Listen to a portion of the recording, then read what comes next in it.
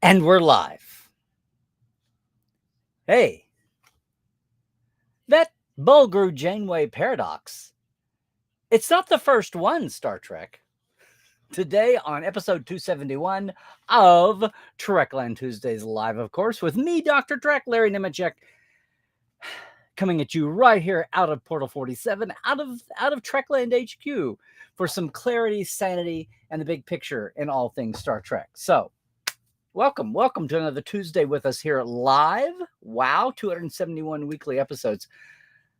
If you are new to us, hi, welcome. And thanks for finding your way here.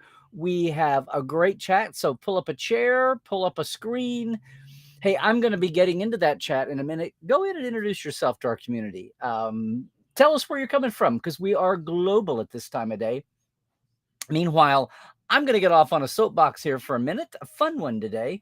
And then we'll take a very tiny break for the YouTubers. And then I'll be right back with the Parrot Analytics streaming TV ratings. And we'll take a look at some things. And then I will really dive into the chat here, okay?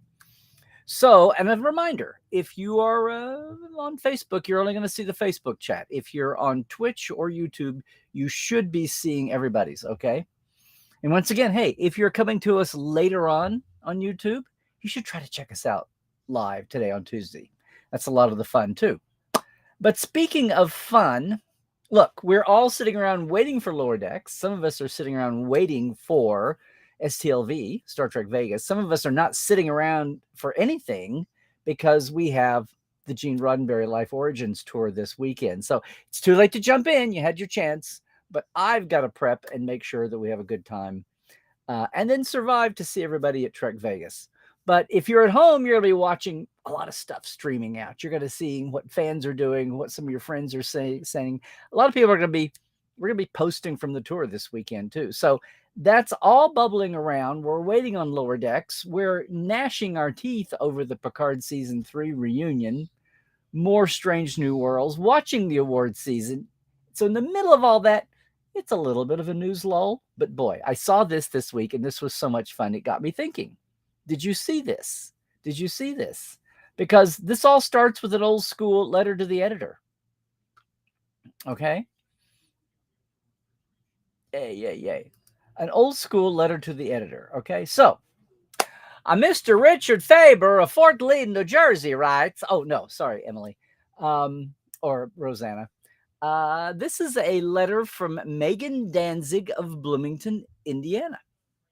And she wrote a letter titled, Should We Be Concerned About Janeway's Visit? Now, of course, you know, Bloomington is the fictional birthplace of Janeway, and there's a Janeway collective, organized nonprofit, put up a bust of Janeway. You can go visit it. It's awesome now in Bloomington.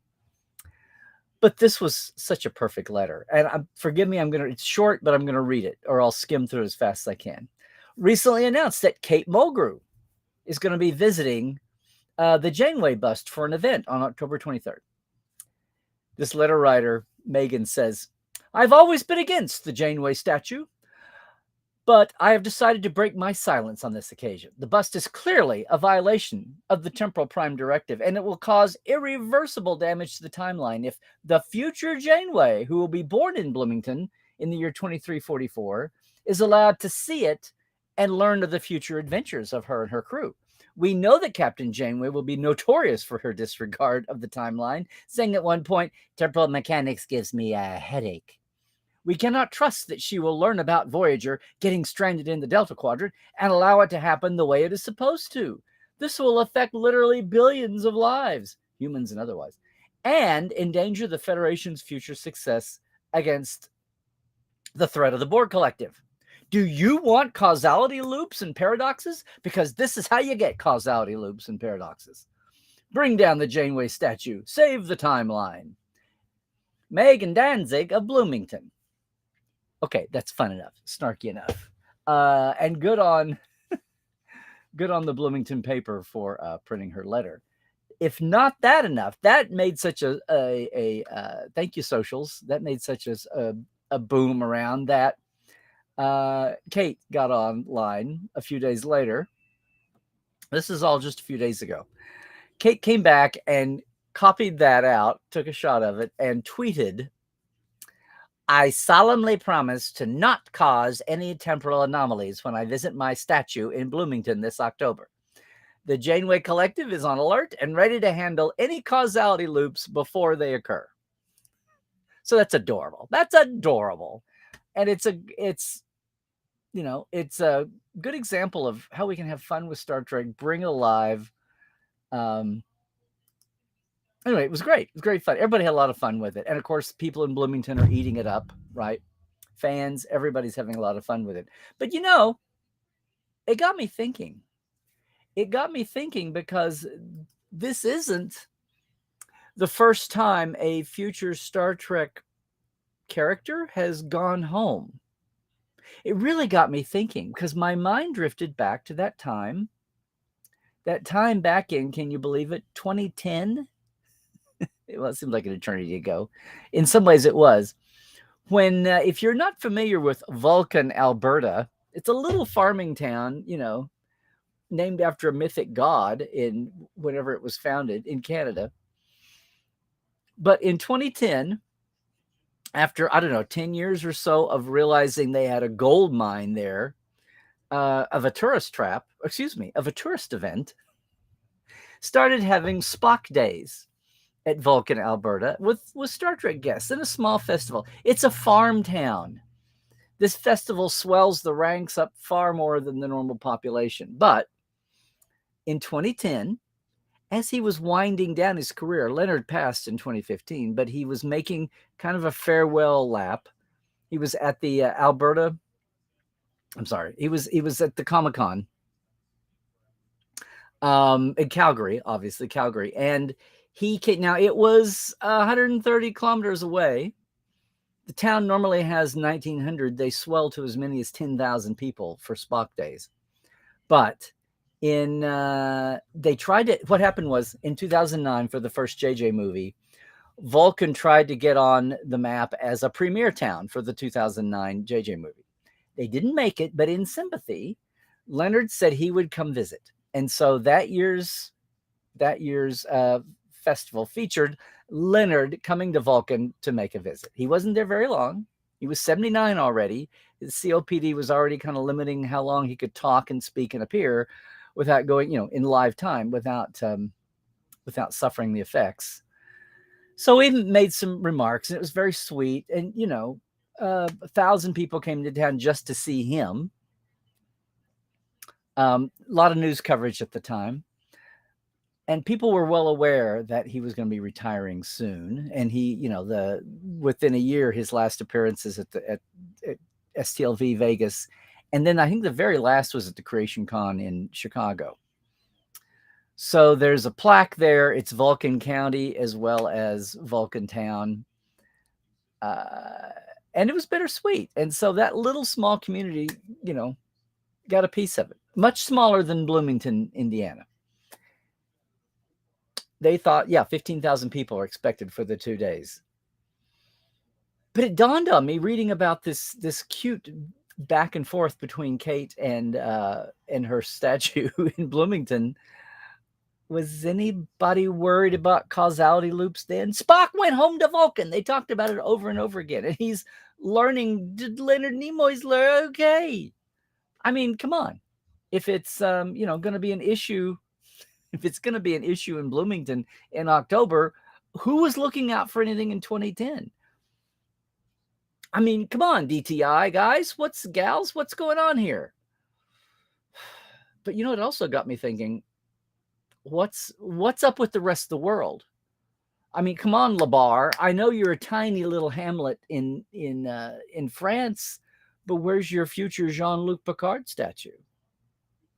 I mean, somewhere in Ireland there should be the future Miles O'Brien, the most important man in Starfleet. That statue needs to be there. I mean, what's up with Valdez? Where's the Riker statue? I mean, sadly, Mogadishu in Somalia, it may be a while before there's enough stability there to get our Geordie LaForge statue up. But I mean, come on, New Orleans, are you too fancy? Are you too big in the britches to honor Benjamin Sisko? What's going on here? Oh, and don't even get me started about Betazoid or Kronos or Bajor or Ferenginar. Where's their statues? I don't know. And then I actually, hold on. Maybe this is what's happening. Maybe this is, actually, I go back before 2010. Let's go back to 2004. Do you remember a little project called Invasion Iowa? William Shatner, 20 years after a little local town councilman in Riverside, Iowa, came up with the bright idea to take their sleepy little farming town in East Central Iowa and make it the official birthplace of James T. Kirk, way before there was a fad. I mean, it's too late for Jimmy Doohan to go visit Linlithgow, Scotland. Oh, well. And what about Atlanta? Come on. McCoy, come on, people. Yeah. But 2004, Shatner not only visited Riverside, Iowa, 20 years after he'd been made the Kirk namesake birthplace, but he brought a whole production crew to film a reality show, which I think if you know, and if you don't know, Google Invasion Iowa, was a show within a show. It was a complete gag. It was a complete gotcha on the small town of Riverside, Iowa. Now, he wasn't making fun of them for the Kirk celebration. He just thought it would be a hoot to come in to shoot this reality show, to shoot a movie, but the whole production was a reality show where they were showing all the worst stereotypes from him on down of the cast and the crew, using the locals. They filmed everything, but instead of filming it for the supposed production, they really just showed them punking an entire town. It was hysterical, and it showed in 2005, and it went around the world too. But maybe it's just as well we don't do more of this, because you think about it, 2004, 2005, isn't that about when everything started to go off the rails? Maybe we are in a causality paradox. Maybe we are. Maybe it was, forget the cautions around Janeway or even Spock. Maybe it was Kirk going to his birthplace before it was ever meant to be there. Maybe that explains the last 15 years. Just as good as any. I don't know. Would this make a good two-parter in 10-episode land? Or does this sound like it could hang a whole season on the successor to Invasion Iowa? If Paramount Plus is looking for a new branch out, a new Star Trek adjacent program idea, hey, I'm available. I'll even give you my 10%. I'll take it. I'll take it for just the 10%, is what I'm saying. I don't know. It could be. Yeah. It could all be the Shat's fault. Or at least his director. I don't know. Anyway, I haven't got to see the statue in Bloomington yet. I can't wait to see it. I have seen the Shatner birthplace, all the plaques, including the pool table he was supposedly conceived under. And I haven't got to Vulcan, Alberta yet. So I got all that on the bucket list. I don't know. How about you? Have you done any Star Trek tourism? And I don't mean the Trek tours in New York, or even coming out to do a Trekland Treks with me. I mean, real Star Trek tourism where you go to the real places. We should petition some more of these towns to get on with it. But then, El Paso, Texas tried to just put up a memorial for Gene Roddenberry's birthplace. There was a plaque for a while at his home site, although it's now a little strip retail shop area, not residential, from 1921. But for a time, they were trying to name a section of Interstate 10 passing through El Paso as a Gene Roddenberry. And some grouchy pants on the city council didn't want to do it. So poo on them. Somebody does not get the message of Star Trek marketing. Somebody doesn't realize the geeks won the war. I don't know. What do you think? Is there anybody around you? Is there any town around you that should get off its butt and get going with declaring itself the birthplace of a Star Trek character? Would you be worried about the causality time loop if the future character's this forebear actor showed up? That's fun. That's fun. And at a time when we're waiting for the rest of Star Trek summer to get on with it, new shows, big events, more news headlines. That's what grabbed my attention this week. While I am making sure I'm on top of my game for our Gene Roddenberry life tour this weekend. And then what a crazy year it's going to be. What a wonderful year it's going to be for STLV. Anyway, what do you think? I can't wait to see if I stirred anything up here in the comments. Meanwhile, though, I do want to thank everybody in our Patreon, our TTL Club, and our Live Wires, and for their help getting us out to you and growing our Trekland network, as it were. So, yeah, thank you, Diana Hopkins, Lawrence Todd, Keith Rombach, Blaze K, Robin Wilson, Anne-Marie Siegel, Justin Porteous, Nathaniel Robinson, Andrew Krasimski, and Pranakasha Productions. And yes, our Live Wires, Rusty Harold, Halbert Gunn Johnson, Robert McLean, Alan Hohensi, J.R. Poole, Byron Bailey, Dave Gregory, Gay Clevin Lundstrom, and Casey Shafsky. When I mentioned this, we're talking about Patreon, right? And so if you want to go there, it's patreon.com/Trekland Live. Simple $5 or $10 a month. I thank you for the shout out and access to the building library that we're working on. That's how you can help support us here with Trekland Live and all of our streaming efforts. I think I've been gaining a subscriber a day at YouTube. This morning I was 5 away from hitting 1,400. So I'm way behind in the YouTube influencer world, but we're creeping our way there.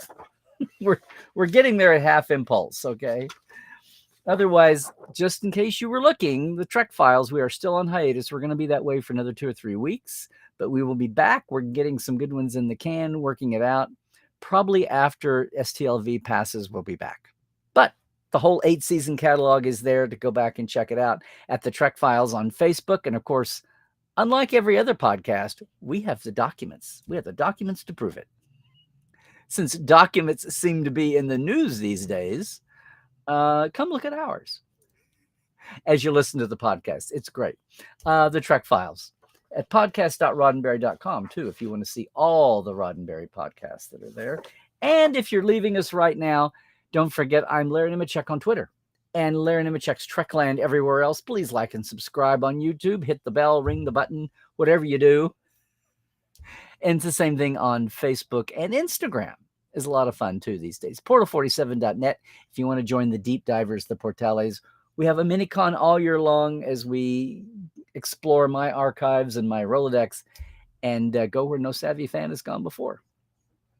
All right, that wraps it up here. If you're live, stick with me, though, of course. We're going to be here for a lot longer.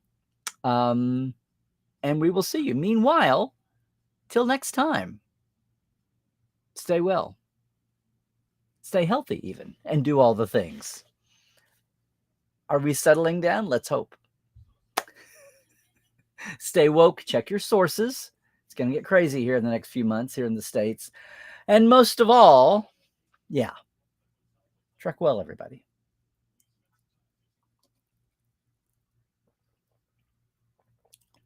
Okay, hold on. If you're new to Tuesdays, that's the break. So now let's take a look at, if you're that new, the Parrot Analytics, and we will see what they have to say, if anything, about the state of our streaming world, because that's where Star Trek lives now, all streaming channels. Although I can't wait to see how Nickelodeon starts reporting Prodigy, how that shows up. If Nickelodeon ever says anything about their ratings, if we get any glimmers or glimpses of how Prodigy is doing on Nickelodeon. I've been waiting for that, but it's not going to translate into anything, absolutely obvious. This week, by the way, we missed this last week. The guy at Gallet Parrot must have been on vacation. They never posted a makeup week. But here we are, the week ending August 12th. Parrot Analytics is a company out of originally New Zealand. 10, 12 years ago, we've been following since the beginning of Discovery because they have, for the entire brave new world of streaming series on TV, on your small screen, or not so small screen, the Nielsen's are moot. The old school Nielsen rating we watched that measured numbers so advertisers could have their ad rates set based on popularity of a show. What's the number one show? What's the number 100 show? You pay more for a commercial on the number one show. That's all moot in streaming.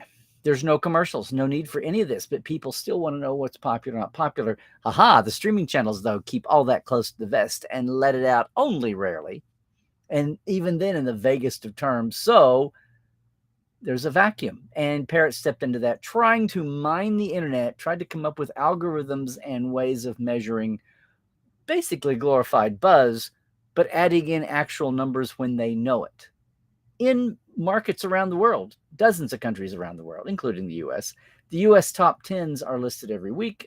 No big deal. They're at parrotanalytics.com. I'm not getting paid to do this, but if you're really new, you might want to check. It's at least something. And as many people point out, you're measuring every mention, whether it's positive or negative, from fans, from critics, and all the studio promotional stuff. So it is what it is, but at least it's an apples to apples way to look at the world.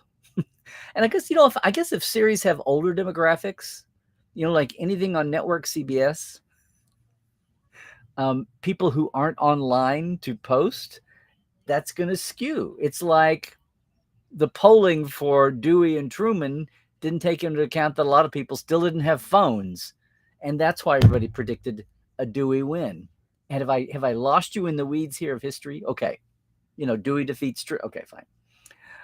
This week, digital's number one, Stranger Things, no surprise. It's fading a little bit, but it's as they measure it, they take their average demand expressions per week, and then they factor it by comparing it to the average show out of the 500, 600, 700 series that are on right now on all channels, no matter how they're put. So there's a gap from that down to The Boys, from 142, almost 143 times more popular than the average show, down to a 35 factor.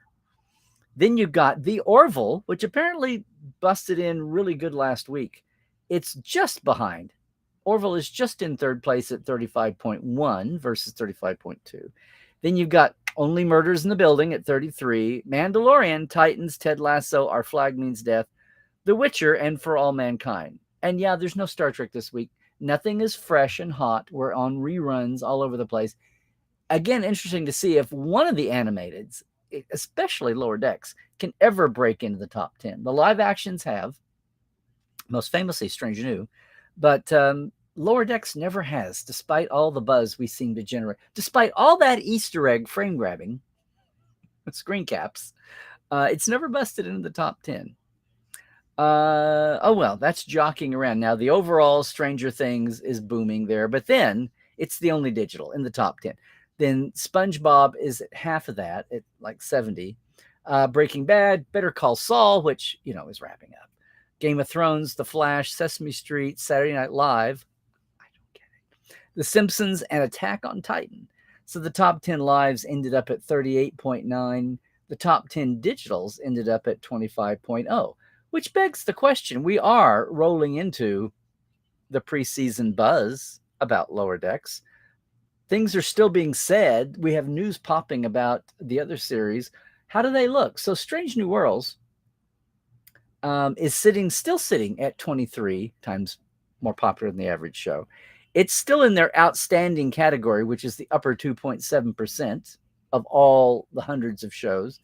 Its 60-day trend line is down. The 30-day trend line is down 33%, which you would expect coming off a hot season with no fresh, material. But they're still up at that high level. Picard, though, is sitting a little below Strange New at 19.9, but its demand actually went up 6.9, trending over 30 days average. Is that all the buzz? The third season buzz? Worf's white hair? Is Beverly having a son with Picard or not? Oh my God, you can hear about that everywhere else. Did some actors and managers slip and talk about the casting of Ed Frayling as Picard's son, Beverly's son?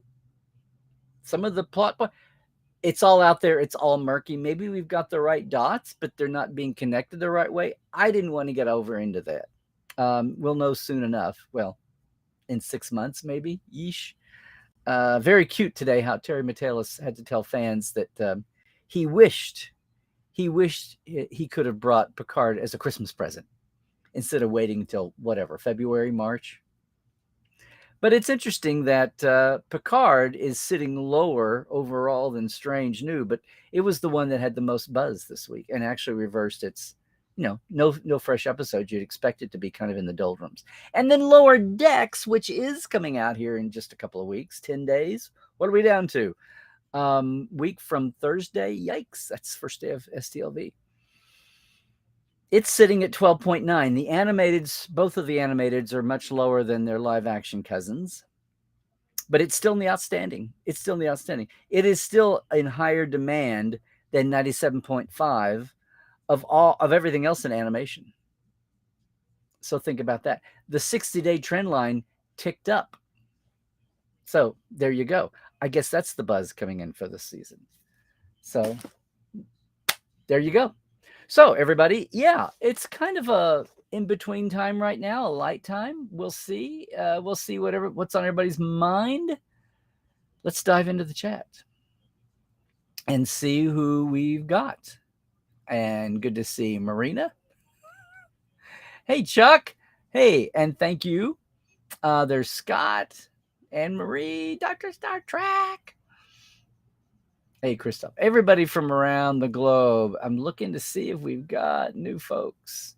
Zahir, your favorite time of the week. Surely. Hey, Matt. Yeah, see, everybody's brain is a lot of Congors here in the community are their minds are on Vegas. I've still got to be here in LA next weekend and handle a lot of practical responsibilities. Hey, Matt. Unfortunately, no, Matt. We did not have it. We needed 8 to make the Valley of Fire tour. So I'm sorry. So don't plan on it. I mean, you can come a day early and you can go out there yourself if you want to and whatever. But our formal tour with Geek Nation Tours did not make. So I don't know if it was distractions or we didn't promote it well enough in the community or what happened. But it just hasn't been hungry enough. Now, Terrace is going to be with me. Terrace and Christine are both going to with me at my table. We are promoting the big 10-day tour next July. That'll be in LA and San Francisco. We have not done a big Geek Nation tour since 2016 and the 50th, which is insane to me. But there you go. So I'm going to I'm going to be talking about that for a while. Also, we've got at Trekland Treks, me, myself, and I by myself.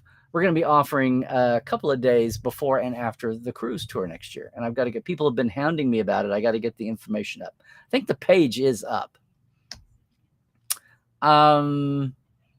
But he's going to be with me and we're going to be talking about that. And maybe we can drum up the excitement for next year. We'll see. We will see. Hey, Mona. Yeah, you saw that letter online. It was a great little back and forth. Now that, and loved her response. It's like the best of social media. That's where we can have fun with it and not be, driving the world over a cliff with negativity and and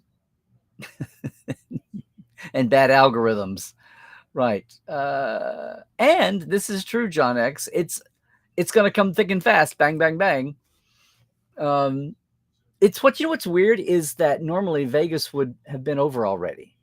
Normally a week ago, we would have survived. Right now, I would have been 10 times this horse and recovering and looking forward to picking myself up for Star Trek Day and probably going to Salt Lake Fan Fusion over Labor Day. But none of that's happening because of things. So Vegas is still in our front view mirror.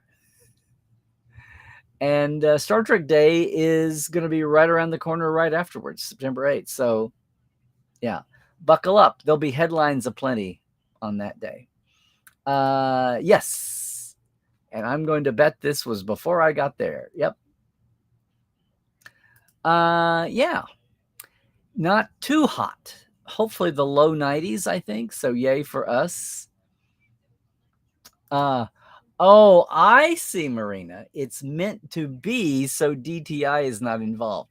All righty then. Well, the least we can see of temporal investigations, the better. I guess that means that the last 5 to 10 years we've lived through means we're going to emerge the other end then unscathed. Okay. Of course, I'll be totally happy if we can avoid the whole Bell riots, World War III part of the timeline. I'll be totally happy to avoid that. But maybe that's just my selfishness. Oh, wow, Justin, you were there? Okay then. The TNG finale, 94 was the first time in Vulcan, and then they ran with it. Okay. But O'Brien is miles from Dublin. Wouldn't it be kilometers? Okay. There you go. Thank you, Michael. Yes, a Bradward Boimler statue in Modesto. Let's get on it. Where do we put? No. Well, I would not deign to interrupt. I would not deign to interrupt Heisman Row outside Owen Field.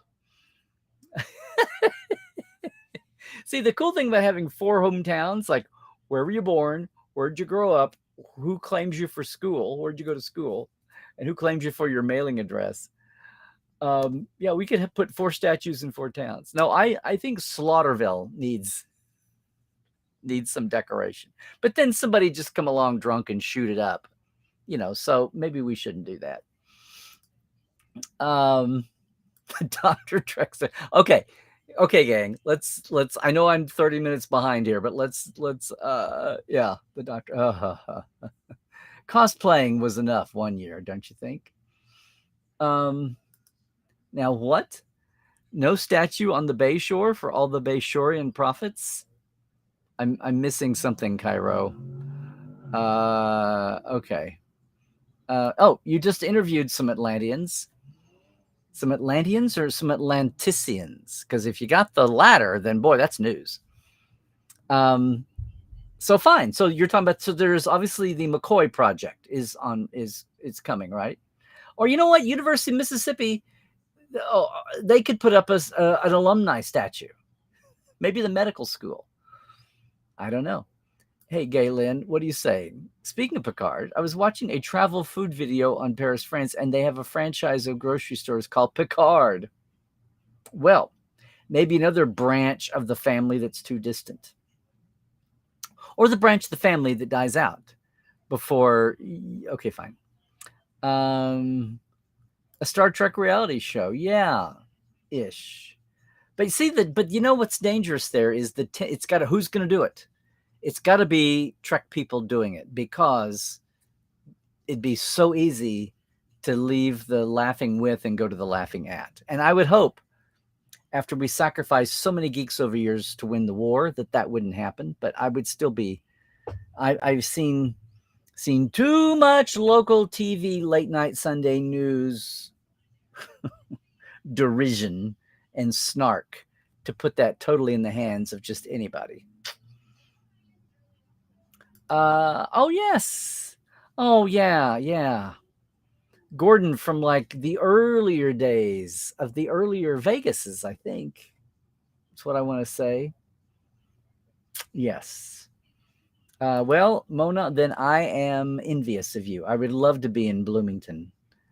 I hear the statues are blooming in Bloomington this time of year. Yes. I know. I don't know why they specified that Vasquez Rocks was really Vasquez Rocks. But like Santa Monica Pier. There you go. Yes.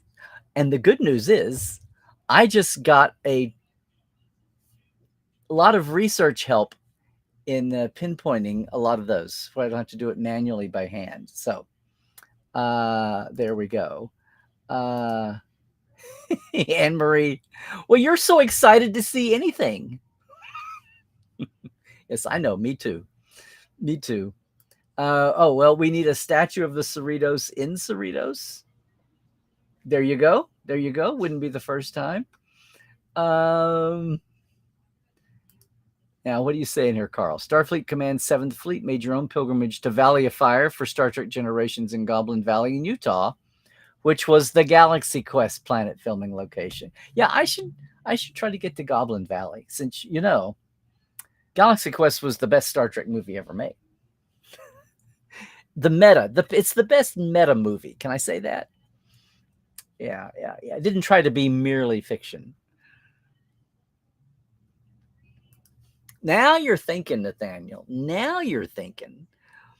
I should get that out of him sometime, next chance I get. A walking tour of Ira Bear's childhood. Yes. Well, but I can see, I got the gears turning, you all. I got it going. Hey, Brian, don't have any Trek characters from Pennsylvania. O'Brien's ancestor likely led a Union strike in West Pennsylvania. And of course, there's Carbon Creek, right? That's the only connection I can think of. Well, we're going to have to figure out that Carbon Creek existed in 1957, but it's since died away, I guess.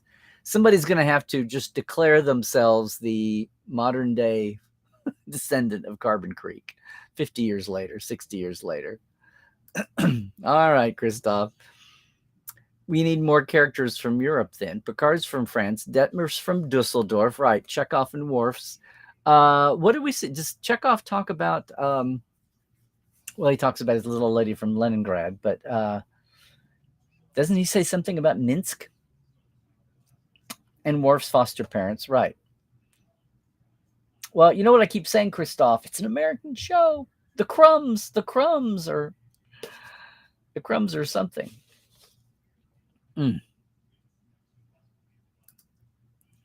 All right. Marina says you're looking forward to STOV and to Star Trek Day, and to Kate's visit to Bloomington, and to New York Comic Con, and to Lower Decks, and please, Prodigy. I know, and the Prodigy folks are so great.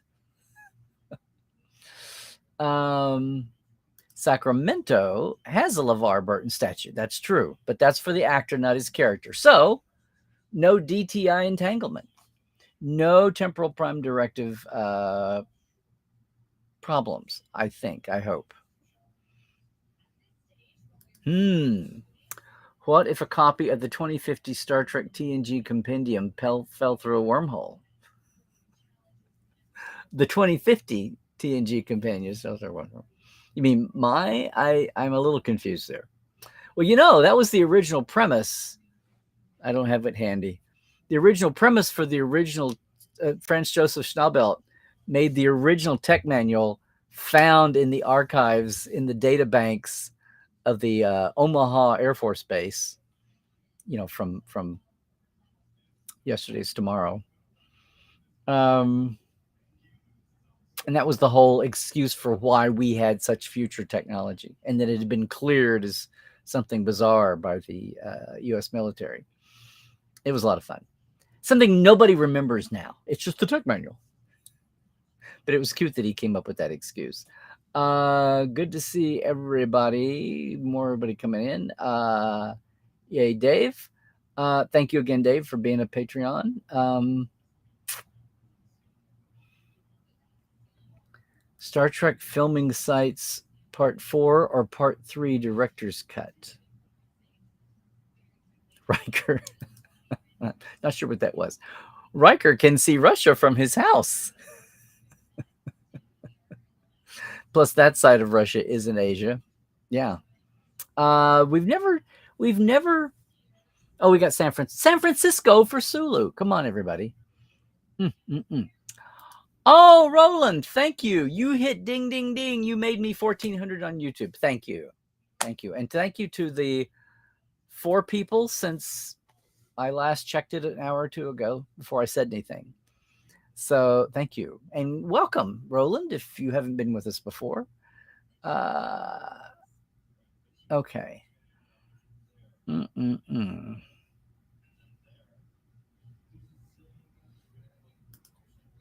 Mona, you sound like you're doing a testimonial. I just switched from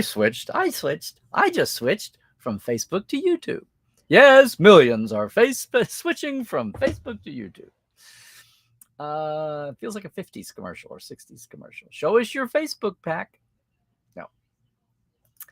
You find it disheartening that Prodigy has such bad PR and marketing. It's a fabulous show, and it's like it's stuck in limbo. I know. And the idea that it's the one on 2 different channels, streaming network, it's insane. It deserves so much better. Well, Cadet Alice and I are doing what we can. Oh, but that is maddening. I wish it would get treated better than besides the sandwich filling for everybody else's show. Oh, cool. You know what? I have not been down there. That's on my bucket list too, Cairo. The Titan Missile Museum in Arizona, where First Contact was filmed. Yeah, not the Bozeman that was out at Charlton Flats on Cedar Lane on Highway 2, but the actual missile silo was there in Arizona. It's a museum. And yes, the nuclear material's been removed. Oh, thank you. Breaking news. We now have 1.4K subscribers. Yay. Thank you. Rose, I appreciate that. Thank you. Safe travels and have a great top chat. Inspirational top chat. Okay, Anne-Marie's off on a roll here. You hate that they don't have merch like every other kids show ever and commercials for the merch. Not just the one computer game coming out years after the show was announced and the one middle school level book. Little kids need to see it's cool and have toys they can get hooked with. I know. And number 1, Murph. Where's our merchandising? I know. That's what Alice wants. I think she wants that, and she wants a tall Gwendol. I'm just saying. And a rock talk. Who doesn't want a big rock talk to stick, a life size, to stick in the corner of their bedroom? You know, rock talk could be a whole defensive football team just in one. Okay, well, maybe not receiving, maybe not secondary. It can be a one-person defensive line right there. Yeah, there you go. The Orville in 3rd place and missing 2nd place by that much, by a 1/10 of an average of an ADE factor. Giveaways for Trekland YouTube at 1701. Wait, what? Giveaways for Trekland YouTube at 1701. Oh, for the 1700th. Oh. Yeah, it'd be a lot better than waiting till 4700, don't you think? Yeah. Although, dream big, think big. Yeah. What did we do there? A homemade Murph doll. Squeezy plushie. To make a run at 300. That would be interesting. Okay, John. Thank you. I got to get my Scott. Are you still on? Make a note of that. And there you go. Okay, everybody's got the idea, but me. It's not. I'm a Trek fan, not a marketer. Yeah. Oh no, we can do better than a shout out. We can do better than that. We should have like a big, because that's 300 away. We should have a big prize. We need to like get the get the algorithms rolling there. Get some speed, get some momentum going. Let's see. Yeah. The Orville had their season finale at the beginning of Honest and some chatter about a possible season 4, which is likely, which is why it's up in the rankings. I know. Hashtag renew the Orville, y'all. And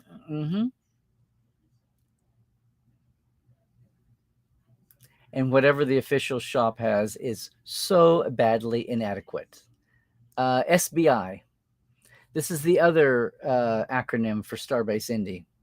This one, though, is sad to use. Oh, let's see what's going on. Great minds think alike. Yeah, that's a good idea. I'm going to try to do that.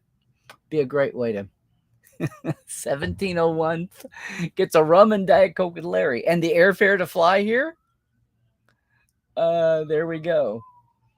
A free day Trekland Treks. I mean, that's worth more than any DVD set. Wow. Let's see. Hi, Linda. Glad you're making there here. You don't. You remember, Cairo. You don't care about the Orville, but you do care about the USS Oroville and Laura Dex, hopefully. I still think they should do that. Still hope they should do that.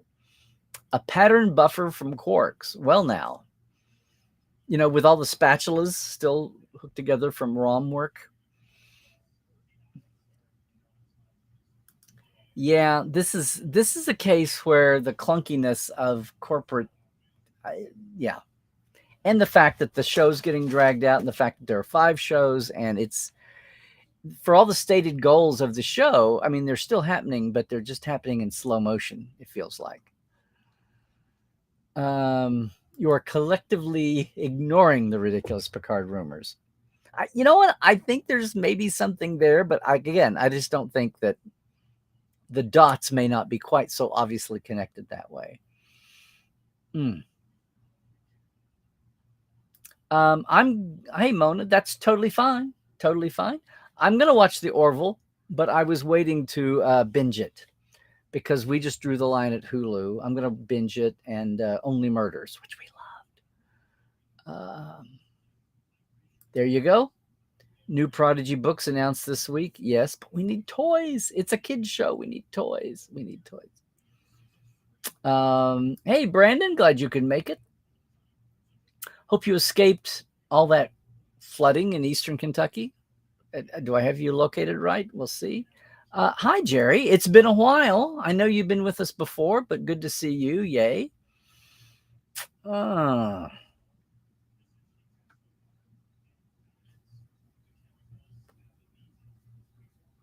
Yes, Marina. I'm waiting on the schedule, but already I have so many things crowding that I know about. I do have tentative things from my creation and my Roddenberry stage events. I'll tell you, I mentioned this on the roundtable, which hasn't been out yet. I usually try to look at the 4 to 6 window on Friday and Saturday and then see how everybody's doing. So yeah, look for an email. I got to get on that real quick. We'll do one I'll do the email and we'll do one on the private page. So it is. See, here's the thing, everybody. And I know those of you who aren't there going, well, what do I care? But just so you know, STLV had been 4 days for years, and then it blew up to 5 days for the 50th. Made sense. And then they didn't condense it back down. And it had been at 5 days for 16, 17, 18, 19, 20, 21. Okay, the late 21. And now it's going back to 4 days, having lost the licensing and losing that chunk of program time. But it's between 4 days and this temporary home at Bally's where they're strictly adhering to union schedules, which, yay, unions, but nobody wants to pay the overtime or the second shift partial. So the stages actually have far less program time than they normally do, and things are rolling over. And anyway, it's actually going to be a little less. Things are very pinched, and some things that would otherwise be on stage aren't happening. So, yeah, we're literally, I'm going to announce this soon, but we're literally doing something that's going to be on stage at my booth, which is going to be very cool. But there you go. So it's going to be very frantic. And those of you at home watching for headlines and news and just everybody posting pics out of Vegas, it's going to be a little frantic. And then to have it spread out on 2 floors, I mean, distantly 2 floors, it's going to be interesting. We're just going to see what happens. Well, it's basically sold out, John, but I think it's most of that is because it's just the main room is kind of what they use as a barometer, and the main room is smaller. It has to be. Oh yes, Cairo. We're getting all the real San Fran, the real and fictional real. Everything with the Sanctuary District and, of course, all the Star Trek 4 sites. And yes, a lot of fun stuff from San Francisco. Thank you, Marina. I was half kidding. I knew I got the page up. We're going to add a second day, though. Excuse me. It's live. It's live. We're going to add up. I've had people ask about a day after the cruise disembarks. So I'm going to add that too, just to see. I'd still need, we still need a few. Thank you, John X, for the official Prodigy merchandise. I haven't gone to inventory it yet.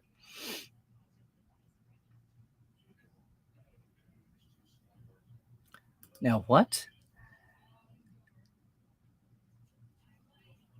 A group walk up or down the staircase with the show distributed over 2 faraway levels.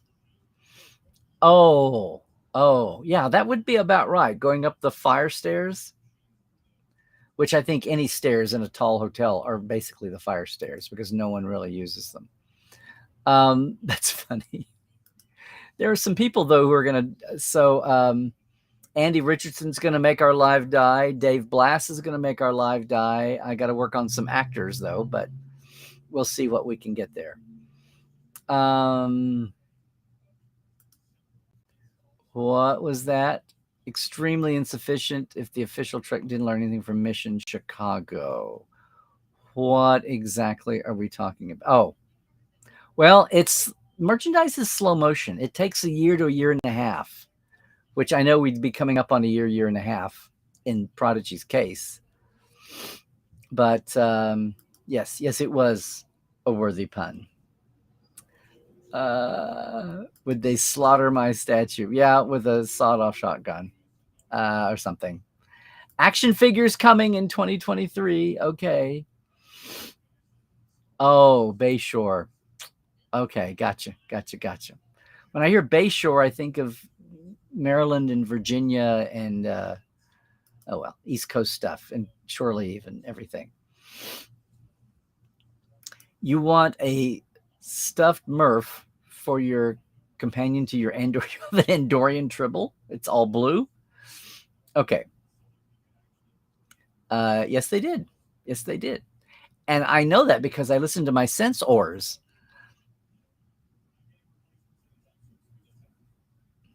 Yeah. I don't think anybody really wants to watch a laughing at. Yeah, exactly. We had that.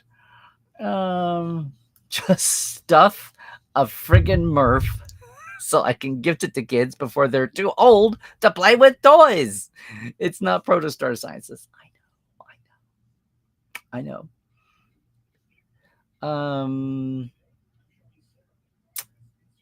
Yep. Just travel safe, Cairo. I know. Yeah, they'll be too old, and then they'll never vote for Emmys for anything Star Trek because of their bitterness at not being able to have toys for Prodigy. It totally went backwards on them. Oh, we need more robots on Discovery with European accents, a French waiter, etc. Okay. Your former Calgary Star Trek fandom family. Boy, I've never been to the Calgary Comic-Con. I'd love to get up there someday. Hey, Di, I'm glad you could make it. Yay. With the chapter on the 2035 revival of TNG, of course. Do we really have to I know time goes by and then eventually things feel right. There's just so much else Star Trek to explore. I don't want to reboot anything. Can we please have new Star Trek? Can I hashtag that? Please, no more old Star Trek. I don't know. Oh, hey, Adam. Sorry for the late notification. What? Don't blame me. I didn't do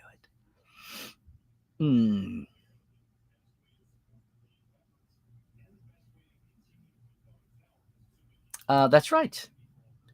Yes, he's doing that secretly as a feeder, as a funnel for our day treks and for Geek Nation tours. There you go. Oh, wow. Mona, you're in a writing group with George LaForge's brother? I am gobsmacked. That's incredible. Does he ever talk about? Does it ever come up? That's amazing. That is amazing. Thank you for sharing that. About more robots with German accents. Yes. Murph versus Porgs on the next pay-per-view. Yes, absolutely. Hi, William. Getting out your sewing machine to whip up some Murphs to sell. Might as well. Just Etsify the thing, damn it. Can I have one for Alice? I mean, it's like you get the not fluorescent. What do you call it? Luminescent. Get the luminescent material, like fish scales. It's a no-brainer. Now what? Oh, it's a spin-off. Planet of the Week. Star Trek Metropolis. Score by Kraftwerk. Yeah. Let's see.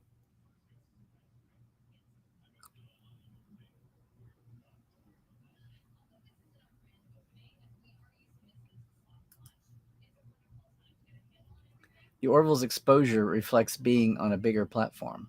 CBS, please make Trek for larger public consumption. Yeah, now when you say a larger platform, it's on Hulu. Oh, well, it's also on Disney Plus now, right?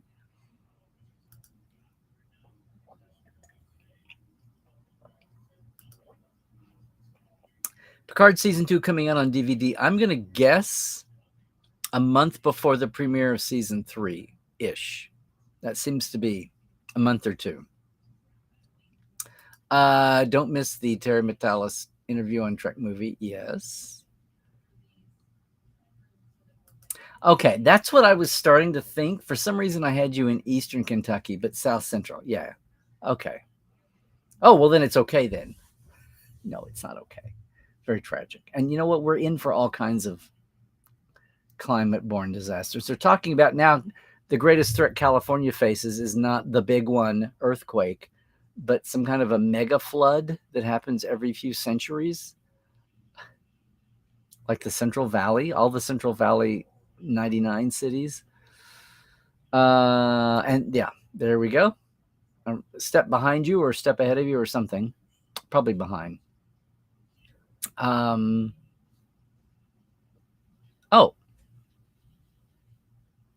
Thank you, John. I was thinking, did I reserve a copy for this yet or whatever? I'm sorry, gang. I have been so tour focused with Vegas right behind that. I'm just trying not to be overwhelmed this year. Have a throat. Yeah. Oh, and there you go, Susan. Thank you for the additional data. 14th in the UK and the 17th in Germany. Why 3 days difference? I don't know. And if you need to read more about it, boom, there we go. Thank you all for keeping me honest. This time next week, you'll be in Vegas. Yes, and I will be pulling my hair out. I'm going to go ahead and do Tuesday Live next week on Tuesday. Since we don't have the Valley of Fire tour happening, I can get there midday on Wednesday. So I'll be leaving Wednesday morning-ish. A 26th century show will replace Picard when it finishes. You mean picking right up from 2402? Oh, no, 26th century? The 2500s?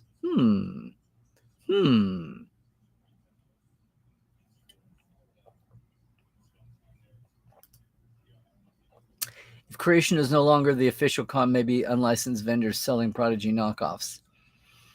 Maybe, but I think... See, I've never quite understood the whole Etsy thing. I think it's great, but I'm still trying to figure out where the line is, if they're handcrafted versus machined, if they're assembly line, mass market, mass made. It's not quite as rabid, obviously, but I still think they kind of look around. But I think they've got bigger fish to fry. I think it's literally going to be crazy this year. Last year was kind of a weird slow motion recover from the pandemic. Yeah. No more old spinoffs.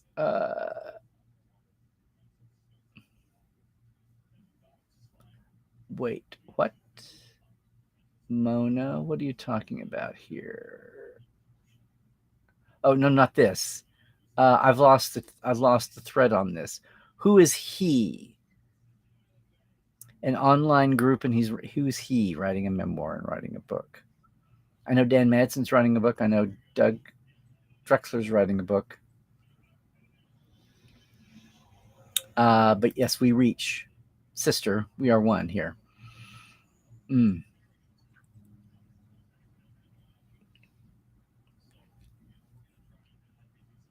Are we at the end of the chat? A Star Trek First Contact book signed by you. Titan did a softbound First Contact book back in the day, and I wrote about half of it. Ian Spelling and me and Paul Anders. Yeesh. I forgot his first name. Yeah. Hey, Chuck. Hi to everybody from the chat pack of the Seventh Rule YouTube channel. There you go. Sure. Oh, okay. Right. That was you. Thank you, John.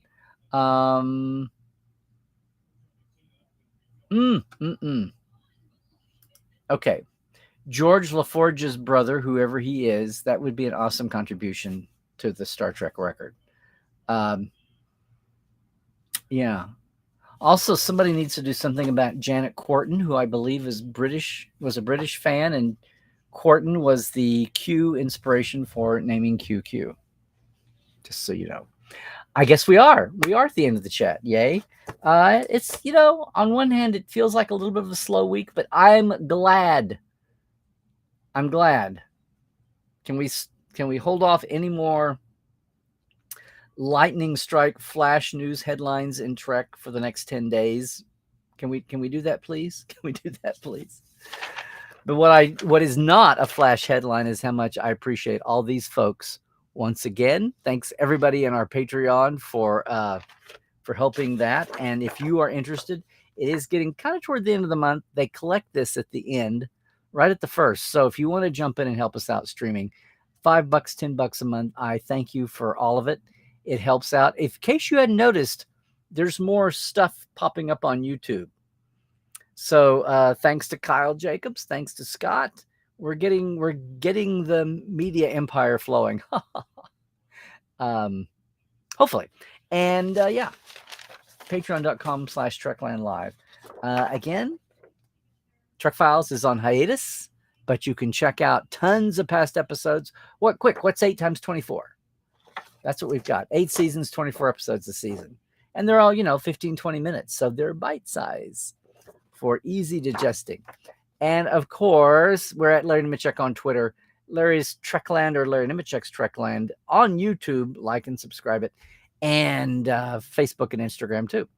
Portal47.net if you want to check out what everybody's talking about when it comes to the backstage world that you don't get anywhere else. Even in the modern age of podcasting and YouTube channels, and more folks getting interviewed faster, but interviewed on the record for the record, not just to tease the next show. I don't like to talk. I appreciate that, but to me, promo teasing is a waste of time, because in 5 years, who's going to care? In 5 years' time, we need everything on the record, and you can't spoil a show. So all this all this buzz goes into promoting things in the moment, which I get. You got to have more eyeballs watching the show, and people want more eyeballs listening to their podcast, earballs. I get all that. But when I'm going to put the bulk of my time in, I want it to be archival things for the record, like my 600 hours over here from the 90s and the aughts. Okay, turn off that soapbox. There's only room for one real soapbox on a Trekland Tuesdays Live. And I'm glad you guys, did I stir up anything? Are we going to have any grassroots movements here now to get some of these statue petitions going? I mean, really, come on, folks. Yeah. Anyway, until then, I can't wait to see our tour folks this weekend. I can't wait to see even more folks in Vegas next week. Whew. Just stay healthy out there, everybody. Do all the things. Stay woke. Check your sources. Don't get sucked into arguing with a non-existent entity. And of course, trek well, everybody.